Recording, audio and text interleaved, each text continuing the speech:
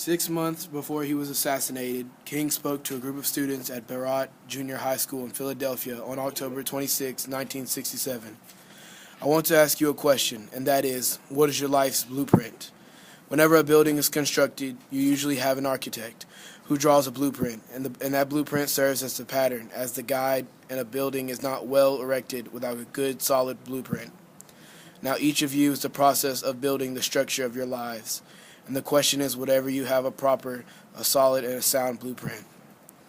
I want to suggest some of the things that should begin your life's blueprint. Number one is your life's blueprint should be a deep belief in your own dignity, your worth, and your own somebodyness. Don't allow anybody to make you feel that you're nobody. Always feel that you count. Always feel that you have worth, and always feel that your life has ultimate significance. Secondly, in your life's blueprint, you must have as the basic principle the determination to achieve excellence in your various fields of endeavor. You're going to be deciding as the years unfold that you will do in life, what you will do in life, what your life's work will be. Set out to do it well. And I say to you, my young friends, doors are opening to you, doors of opportunities that were not open to your mothers and your fathers. And the great challenge facing you is to be ready to face these doors as they open.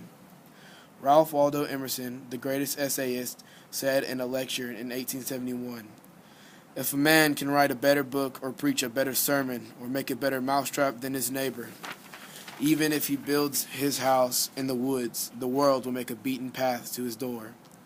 This hasn't always been true, but it will become increasingly true. So I would urge you to study hard, to burn the midnight oil, and I would say to you, don't drop out of school. I understand all the sociological reasons, but I urge you in that, in spite of your economic plight, in spite of the situation that you're forced to live in, stay in school. And when you discover what your life will be, set out to do it as if God Almighty called you at this particular moment in history to do it. Don't just set out to do a job. Set out to do such a good job that the living, the dead, or the unborn couldn't do it any better. If it falls your lot to be a street sweeper, sweep streets like Michelangelo painted pictures, sweep streets like Beethoven composed music, sweep streets like Leontine Price sings before the Metropolitan Opera, sweep streets like Shakespeare wrote poetry, sweep streets so well that all the hosts of heaven and earth will have to pause and say, "Here lived a great street sweeper who swept his job well." If you can't be a pine at the top of a hill, be a shrub in the valley.